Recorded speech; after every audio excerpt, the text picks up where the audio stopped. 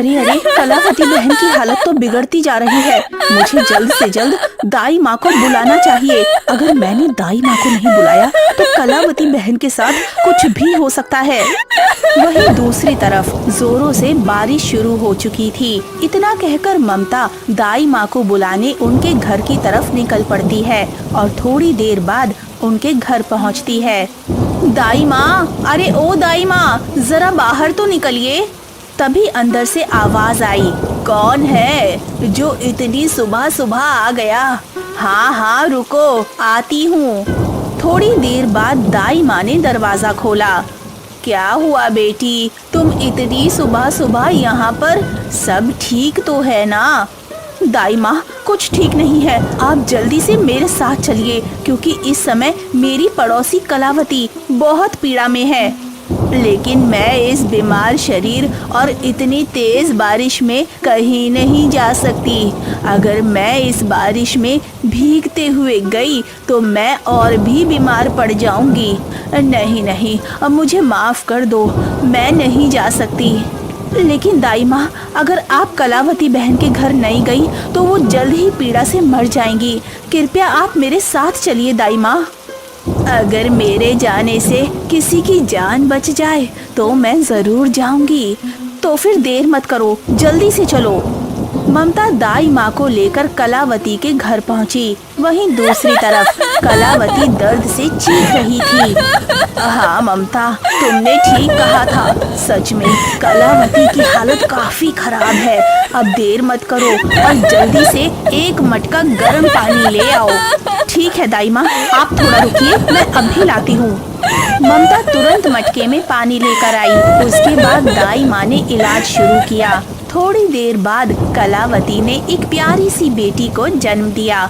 कलावती अपनी बेटी को देखकर बहुत खुश थी, लेकिन तभी उसका पति एक दूसरी औरत से शादी करके घर आ गया।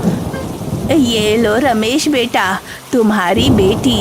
जरा देखो तो, इसका चेहरा बिल्कुल तुम पर गया है। दाई माँ, दूर रखो इस बच्ची को हमसे। अब मैं इन लोगों से कोई मतलब नहीं रखना चाहता। रमेश की बात सुनकर कलावती हैरान रह गई। अजी, आप ये कैसी बातें कर रहे हैं? और आपके साथ ये औरत कौन है? आज के बाद ये मेरी पत्नी है, क्योंकि मैंने इससे विवाह किया है। और आज के बाद तुम्हारा और मेरा कोई रिश्ता नहीं है। तुम मुझे हमेशा के लिए भूल जाओ। ऐसे ही दिन गुजरते गए। अब कलावती घर का सारा काम किया करती थी और शारदा बेवजह कलावती को किसी न किसी चीज के लिए हर पल डांटती। ऐसे ही करते करते शीतल 9 साल की हो जाती है। अरे अरे, तुम सुबह से झाड़ू ही लगा रही हो। अगर ऐसे ही धीरे धीरे काम करती रही तो घर का बाकी का काम तेरी मरी हुई माँ आकर करेगी क्या? कलावती को शारदा की बात सुनकर बहुत गुस्सा आया। फिर वो बोली, देखो शारदा, तुम्हें जो भी कहना है तुम मुझे कहो। मेरी माँ को कुछ भी मत कहो, वरना तुम्हारे लिए अच्छा नहीं होगा। तेरी इतनी हिम्मत, जब तू हमसे सवाल जवाब कर रही है। अब तो देखती जा, मैं तुझे इस घर में रहने नहीं दूंगी। मुझे कोई भी बहाना बनाकर कलावती को जल्द से जल्द इस घर से बाहर निकालना ही होगा। शारदा अपने मन में ये सारी बातें सोच ही रही थी। तभी उसे दूर से रमेश आता हुआ दिखा। हाँ, ये तरकीब ठीक रहेगी। अगर मैंने ऐसा किया तो हो सकता है मेरे पति मेरी बातों में आकर कलावती को घर से निकाल दे। हाँ, मैं ऐसा ही करती हूँ, ये ठीक रहेगा। इतना कहते ही शारदा ने अपना सिर बगल वाली दीवार पर दे मारा। एक तेज टक्कर के बाद उसके माथे से खून बहने लगा और वो जोर जोर से चीख कर रोने लगी। वहीं दूसरी तरफ कलावती की बेटी शीतल दूर खड़ी होकर ये सब देख रही थी। रोने की आवाज सुनकर रमेश तुरंत शारदा के पास आया। क्या हुआ भाग्यवान, तुम रो क्यों रही हो? और तुम्हारे सिर से इतना खून कैसे निकल रहा है? जी, क्या करूं? आपकी पत्नी कलावती ने झाड़ू मारकर मेरा सिर फोड़ दिया। अब तो इस घर में या तो मैं रहूंगी या फिर वो रहेगी। नहीं नहीं भाग्यवान, तुम्हें कहीं जाने की जरूरत नहीं है। तुम थोड़ा रुको, मैं अभी उसे बताता हूँ। इतना कहकर रमेश गुस्से से हाथ में डंडा लेकर कलावती के पास पहुंचा। तेरी इतनी हिम्मत जो तूने मेरी पत्नी को मारा, अब तेरे लिए अच्छा नहीं होगा। तभी रमेश की बातें सुनकर वहाँ पर शीतल आई और कहने लगी, नहीं नहीं पिताजी, ये माँ ने नहीं किया। छोटी माँ ने जानबूझकर अपना सिर दीवार पर मारा है। मैं दूर खड़ी होकर सब कुछ देख रही थी। नहीं नहीं, तुम जरूर माँ बेटी एक दूसरे को बचाने के लिए झूठ बोल रही हो। अब तुम दोनों की खैर नहीं है। इतना कहकर रमेश डंडे से उन दोनों को मारने लगता है। फिर वे दोनों दर्द से चीखने लगती हैं। तुम दोनों मेरे घर से निकल जाओ और आज के बाद अपना ये मनहूस चेहरा मुझे मत दिखाना। चल बेटी, एक पल भी नहीं रुकेंगे अब हम यहाँ। मैं उस जगह पर नहीं रह सकती जहाँ मेरी आंखों के सामने ही मेरी बेटी पर हाथ उठाया गया हो। लेकिन माँ, हम इस घर को छोड़कर कहाँ जाएंगे? वो तो मैं नहीं जानती बेटी, लेकिन तू मेरे साथ चल। आगे जो होगा सो देखा जाएगा। कलावती अपनी बेटी को लेकर वहाँ से निकल पड़ी। कुछ दूर चलने के बाद उन्हें एक घना जंगल मिला। क्यों ना हम यहीं पर एक छोटी सी झोपड़ी बनाकर रहने लग जाएं? वैसे भी ये जगह हमारे लिए सुरक्षित और शांत भी है। माँ, अब हम कहाँ जा रहे हैं? कहीं नहीं बेटी, आज से हम इसी जंगल में अपनी एक छोटी सी झोपड़ी बनाकर रहा करेंगे। कलावती की बात सुनकर शीतल बहुत खुश हुई और कहने लगी, हाँ माँ, आप ठीक कह रही हैं। जरा देखो तो यहाँ पर कितनी हरियाली और शांति है। हाँ बेटी, वो सब तो ठीक है, लेकिन अब हमें जल्दी से घर बनाना शुरू कर देना चाहिए। तुम जाओ और कुछ पेड़ की टहनियाँ लेकर आओ। तब तक मैं थोड़े केले के पत्ते ले आती हूँ। कलावती और उसकी बेटी ने झोपड़ी बनाने का सामान इकट्ठा करने के लिए अलग अलग दिशाओं में जाना तय किया। कलावती लकड़ियाँ और बांस लेने गई, जबकि उसकी बेटी ने घास और पत्तियाँ जमा की। थोड़ी ही देर में वे दोनों अपनी अपनी सामग्री लेकर वापस आ गए और मिलकर एक सुंदर सी झोपड़ी बना डाली। अब उनका एक नया ठिकाना था जहाँ वे सुरक्षित महसूस कर सकते थे। माँ, जरा देखो तो हमारा घर देखने में कितना सुंदर लग रहा है। आज से हम इसी नए घर में रहेंगे। हाँ बेटी, अब हम अंदर चलते हैं। ठीक है माँ, तो फिर चलो। उसके बाद वे दोनों झोपड़ी के अंदर चले गए। माँ, घर में खाने के लिए कुछ भी नहीं है। मुझे बहुत जोरों से भूख लगी है। बेटी, तुम चिंता मत करो, मैं अभी जंगल से कुछ सूखी लकड़ियाँ इकट्ठा करके लाती हूँ। फिर बाजार में बेचकर उन्हीं पैसों से घर के लिए राशन भी ले आती हूँ। हाँ माँ, ये ठीक रहेगा।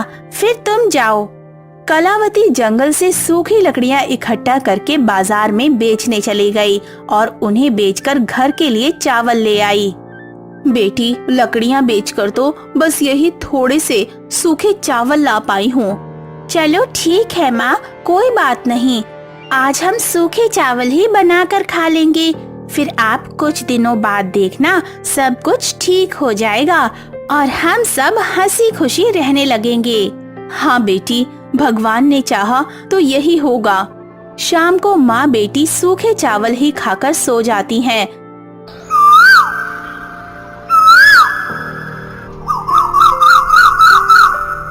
बेटी, मैं जा रही हूँ जंगल में लकड़ियाँ इकट्ठा करने। अगर लौटने में थोड़ी देर हो जाए तो तुम चिंता मत करना। ठीक है माँ, जाओ, लेकिन रात होने से पहले लौट आना। उसके बाद कलावती जंगल में लकड़ियाँ इकट्ठा करने चली गई। चलो, माँ तो चली गई, अब मैं थोड़ा बाहर घूम कर आती हूँ। इतना कहकर शीतल जंगल के और अंदर घूमने चली गई। थोड़ी दूर जाने के बाद उसे एक घायल पक्षी मिला जो पेड़ की टहनियों के नीचे दबा हुआ था। अरे अरे, ये बेचारा पक्षी तो वृक्ष की टहनी के नीचे दबा हुआ है। अगर जल्द ही मैंने कुछ नहीं किया तो ये मर जाएगा। शीतल ने तुरंत उस वृक्ष की डाल को हटाकर पक्षी को वहाँ से बाहर निकाला। लगता है इस पक्षी के पंख टूट चुके हैं, इसीलिए इतना खून निकल रहा है। मुझे जल्द से जल्द इस पक्षी के घाव पर जड़ी बूटी का लेप लगाना होगा। उसके बाद शीतल तुरंत पक्षी के घाव पर जड़ी बूटी का लेप लगा देती है। तभी एक तेज सुनहरी रोशनी के साथ उस पक्षी का घाव ठीक हो जाता है। शीतल ये सब देखकर हैरान रह जाती है। तुम्हारा बहुत बहुत धन्यवाद। अगर तुम ना होती तो शायद मैं थोड़ी देर में वृक्ष की टहनी के नीचे दबकर मर जाती। अरे अरे, ये पक्षी तो बिल्कुल इंसानों की तरह बोल रहा है, लेकिन ये कैसे हो सकता है? भला पक्षी भी बोलते हैं क्या? हो ना हो ये कोई साधारण पक्षी नहीं है। हाँ शीतल, दरअसल मैं एक जादुई पक्षी हूँ, इसीलिए मेरे पास इंसानों की तरह बोलने की शक्ति है। लेकिन तुम डरना मत, मैं तुम्हें नुकसान नहीं पहुँचाऊंगी। मैं तुम्हारे दयालु स्वभाव को देखकर बहुत खुश हूँ। मांगो, तुम क्या मांगना चाहती हो? मैं तुम्हारी एक इच्छा को पूरा कर सकती हूँ। जादुई पक्षी की बात सुनकर शीतल बहुत खुश हुई। फिर वो कहने लगी, हे जादुई पक्षी, ऐसी कोई बात नहीं है। ये तो मेरे इंसान होने के नाते फर्ज था, लेकिन फिर भी अगर तुम मुझे कुछ देना ही चाहती हो तो तुम्हें जो ठीक लगे वो मुझे दे दो, मैं उसी में खुश रहूंगी। तुमने बिना किसी लालच के मेरी सहायता की है, इसीलिए मैं तुम्हें वरदान देती हूँ कि तुम दुनिया की किसी भी बीमारी को ठीक कर सकती हो। तुम्हारे पास कोई भी बीमार व्यक्ति आएगा तो तुम उसे देखते ही तुरंत जान जाओगी कि उसे कौन सी जड़ी बूटी खिलानी है। तुम लोगों की सहायता करके अपना जीवन हंसी खुशी से गुजारना। शीतल पक्षी के वरदान से बहुत खुश हुई। उसके बाद पक्षी शीतल को सब कुछ बताकर वहाँ से चला जाता है। अब मुझे घर जाना चाहिए क्योंकि माँ भी काम करके घर लौट रही होंगी। उसके बाद शीतल अपने घर जाने लगी और थोड़ी ही देर में घर पहुँच गई। तभी कलावती भी बाहर से काम करके घर पर आ गई थी। बेटी, दिन भर काम करके थक गई हूँ, थोड़ा सा पानी पिला दो। हाँ हाँ ठीक है माँ, आप चारपाई पर बैठो, मैं अभी थोड़ी देर में पानी लेकर आती हूँ। ठीक है बेटी, थोड़ा जल्दी ले आओ, मुझे बहुत जोरों से प्यास लगी है। वैसे भी आज काफी तेज गर्मी थी। फिर थोड़ी देर बाद शीतल एक गिलास पानी लेकर आई। उसके बाद कलावती पानी पीती है। हाँ बेटी, अब थोड़ा अच्छा लग रहा है। माँ, घर के बाहर थोड़ा कचरा फैला हुआ है, मैं जाकर साफ सफाई कर देती हूँ, तब तक आप थोड़ा आराम कीजिए।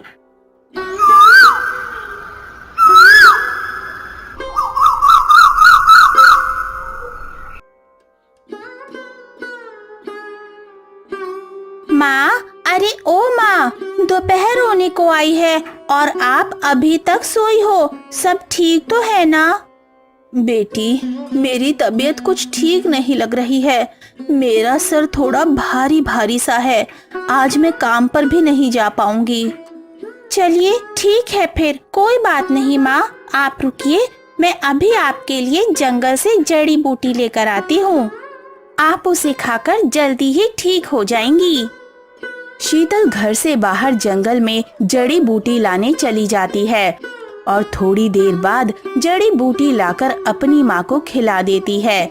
जड़ी बूटी खाते ही कलावती बिल्कुल पहले की तरह ठीक हो जाती है। अरे अरे बेटी, मैं तो बीमार थी और तुम्हारी लाई हुई जड़ी बूटी खाते ही मैं बिल्कुल जादू की तरह ठीक हो गई। और तुम्हें ये बात कैसे पता चली कि कौन सी बीमारी होने पर कौन सी जड़ी बूटी देनी है? शीतल अपनी माँ को सब कुछ सच सच बता देती है। उसके बाद कलावती को यकीन नहीं हुआ कि एक पक्षी किसी को इतना बड़ा वरदान दे सकता है। बेटी, ये तुम कैसी बातें कर रही हो? भला पक्षी भी इंसानों की तरह बोलते हैं क्या? हाँ माँ, मैं सच कह रही हूँ, उस जादुई पक्षी ने मुझे ये बीमारी ठीक करने वाला वरदान दिया है। अपनी बेटी की बात सुनकर कलावती को भी यकीन हो गया। ऐसे ही दिन बीतते गए और कुछ सालों बाद शीतल बड़ी हो गई। वो अब अपनी शक्तियों का इस्तेमाल करते हुए जंगल से जड़ी बूटियां इकट्ठा करती और उनसे तरह तरह की बीमारियों की दवाइयां बनाती थी।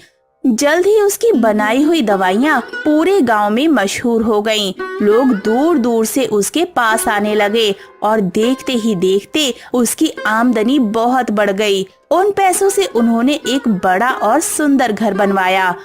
अब वे सब एक खुशहाल और समृद्ध जीवन बिता रहे थे।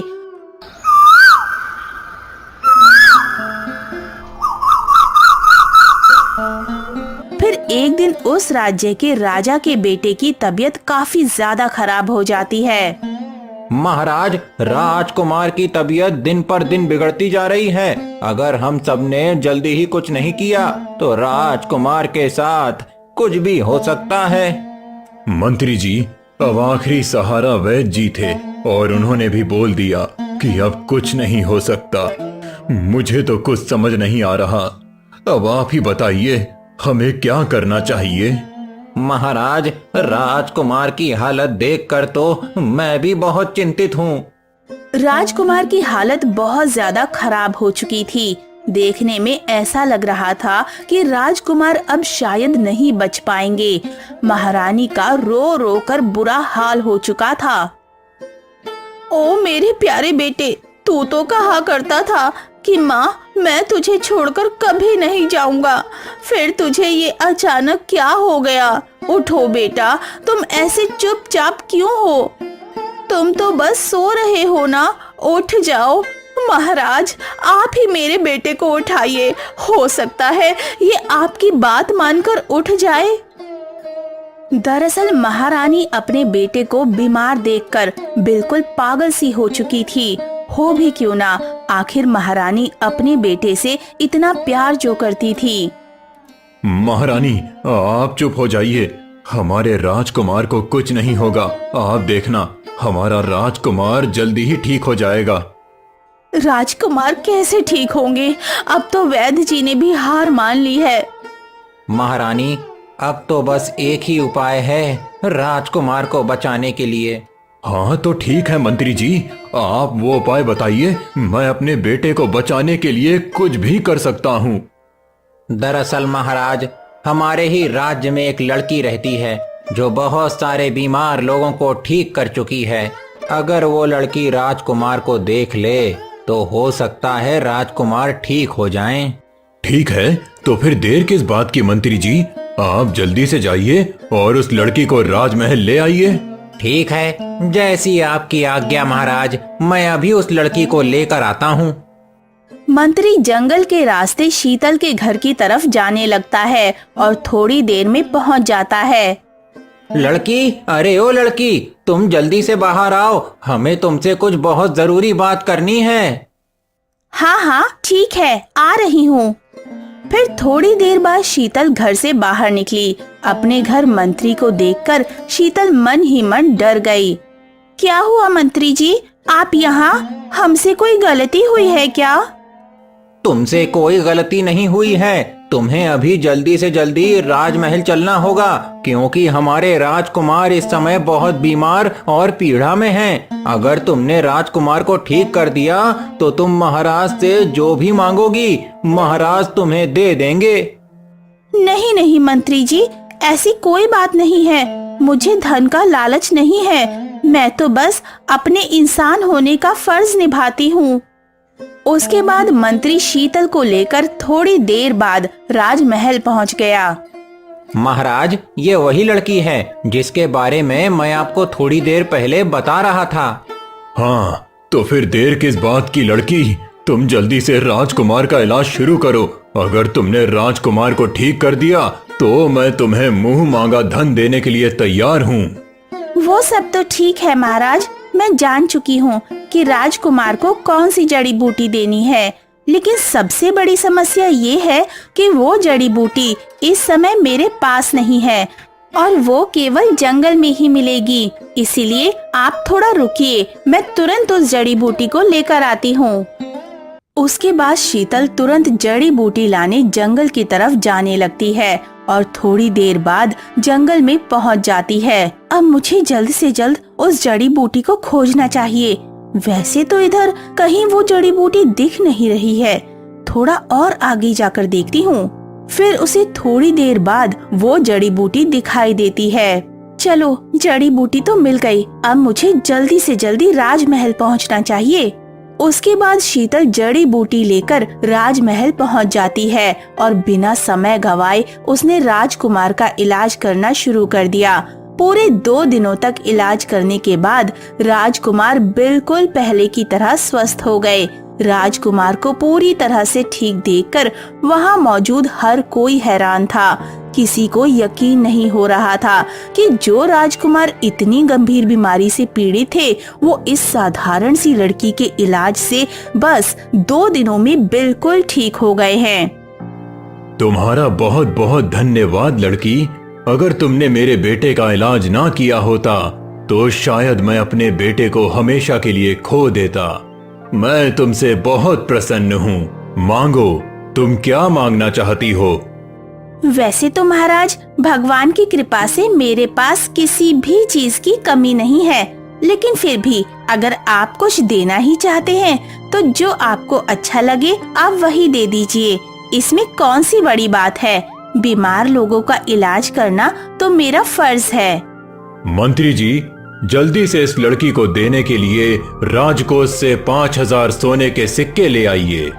ठीक है, जैसी आपकी आज्ञा महाराज, मैं अभी लाता हूँ। शीतल, ये तुम्हारी ईमानदारी और दया का छोटा सा उपहार है। तुम इस सम्मान की हकदार हो। आपका बहुत बहुत धन्यवाद महाराज, जो आपने मुझे इतना सम्मान दिया। महाराज, अब मुझे घर लौटना होगा क्योंकि मेरी माँ मेरे आने की राह देख रही होंगी। ठीक है लड़की, जो भी हो, तुम्हें कभी किसी चीज की जरूरत होगी तो तुम बेझिझक हमसे सहायता मांग सकती हो। ठीक है महाराज। शीतल राजा से आज्ञा लेकर अपने घर की तरफ निकल पड़ती है। सुबह का समय था। रमेश अपनी गाय के लिए घास काटने जा रहा था। उसे आज काम पर भी समय से पहुंचना था। जल्दी जल्दी में वो बड़बड़ाता हुआ आगे बढ़ रहा था।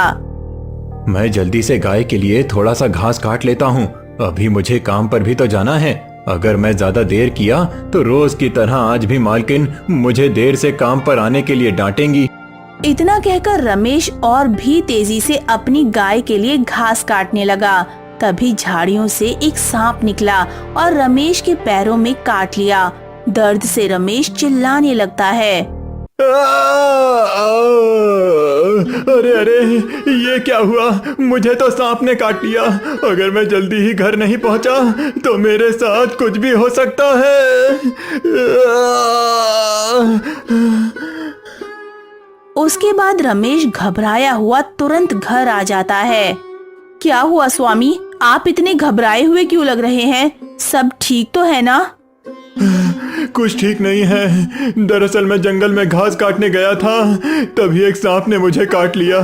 लेकिन तुम चिंता मत करो और जल्दी से वैद्य जी को बुला लाओ। जल्दी करो, मेरा सिर भारी भारी हुआ जा रहा है। शारदा तुरंत भागती है, वैद्य जी के घर पहुंचती है। क्या हुआ बेटी, इतनी घबराकर भागकर क्यों आ रही हो? सब ठीक तो है ना? कुछ ठीक नहीं है वैद्य जी। दरअसल मेरे पति जंगल में घास काटने गए थे, तभी एक सांप ने उन्हें काट लिया है। आप जल्दी से मेरे साथ चलिए। हाँ हाँ ठीक है बेटी, मैं चल रहा हूँ। तुम चिंता मत करो, मेरे होते हुए रमेश को कुछ नहीं होगा।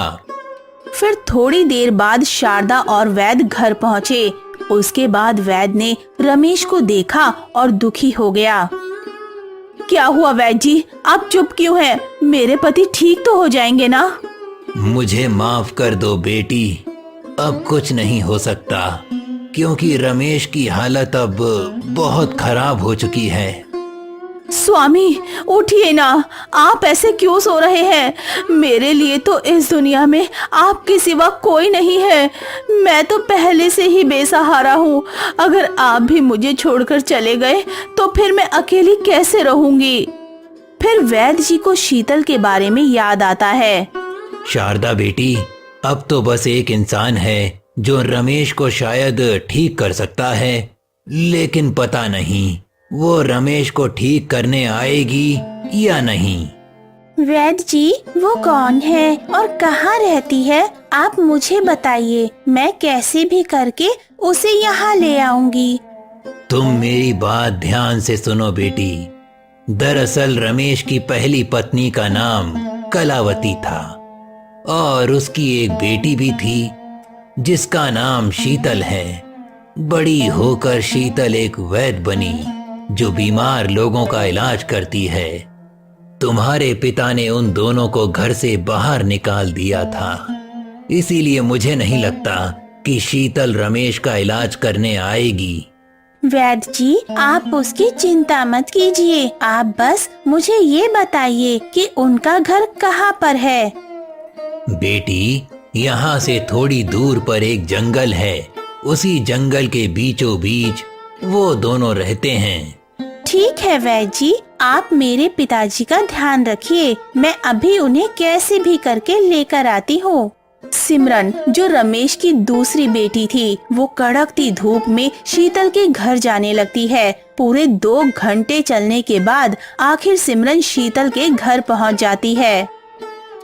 शीतल दीदी, अरे ओ शीतल दीदी, आप थोड़ा जल्दी से घर से बाहर निकलिए ना। फिर थोड़ी देर बाद शीतल घर से बाहर आती है। शीतल इतनी छोटी सी बच्ची को इस घने जंगल में देखकर हैरान रह जाती है। अरे अरे बच्ची, तुम इतने घने जंगल में क्या कर रही हो और तुम्हारे माता पिता कहाँ हैं? उसके बाद सिमरन ने सोचा कि अगर मैं इन्हें सब कुछ सच सच बता दूंगी तो पता नहीं ये मेरे साथ जाएगी भी या नहीं। इससे अच्छा है कि मैं इन्हें कुछ नहीं बताऊं। हाँ, ये ठीक रहेगा। दीदी, आप मेरे साथ घर चलिए, क्योंकि मेरे पिताजी को एक जहरीले सांप ने काट लिया है। अगर आपने उनका जल्द से जल्द इलाज नहीं किया तो शायद मेरे पिताजी बच नहीं पाएंगे। हाँ हाँ ठीक है बच्ची, तुम चिंता मत करो। मेरे होते हुए तुम्हारे पिताजी को कुछ नहीं होगा। बस तुम मुझे जल्दी से अपने पिताजी के पास ले चलो। बेटी, घर बैठे बैठे मुझे भी अच्छा नहीं लग रहा है। मैं भी तुम्हारे साथ चलती हूँ। इसी बहाने थोड़ा बाहर भी घूम आऊंगी। ठीक है माँ, तो चलो। उसके बाद वो तीनों रमेश के पास जाने लगते हैं और थोड़ी देर बाद उसके घर पहुँचते हैं। माँ, ये तो पिताजी का घर है। और ये क्या? पिताजी को तो सांप ने काटा हुआ है। मुझे जल्द से जल्द इनका इलाज करना होगा। देखने से तो लग रहा है कि उनके शरीर में काफी जहर फैल चुका है, लेकिन घबराने की कोई बात नहीं है। मैं इसे ठीक कर सकती हूँ। आखिर नियति ने मुझे फिर से इसी घर में ही ला दिया है। लोग सही कहते हैं, नियति का खेल कोई नहीं जानता। उसके बाद शीतल ने रमेश को वो चमकती हुई जड़ी बूटी खिलाई। जड़ी बूटी खाते ही उसका शरीर चमत्कारी ढंग से ठीक होने लगा। कुछ ही पलों में रमेश बिल्कुल स्वस्थ हो गया और चारपाई से उठकर बैठ गया। इतने वर्षों बाद अपनी बेटी और पत्नी कलावती को सामने देखकर उसकी आंखों से खुशी के आंसू छलक पड़े। वो अपनी गलती का एहसास करते हुए नम आंखों से कहने लगा, मुझे माफ कर दो। मुझसे बहुत बड़ी गलती हो गई थी। मुझे तुम लोगों को इस तरह घर से नहीं निकालना चाहिए था। अब जो हुआ उसे भूलकर हम सब हमेशा साथ साथ रहेंगे। कलावती, मुझे माफ कर दो। मैंने तुम्हें बहुत परेशान किया है। आप दोनों माफी मत मांगिए। बस आपको अपनी गलती का एहसास हो गया, मेरे लिए इतना ही काफी है।